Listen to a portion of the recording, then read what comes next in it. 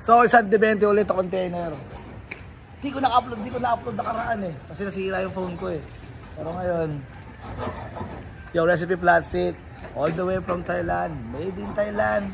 So, isa sa unang trabaho ko, pahinante ng truck.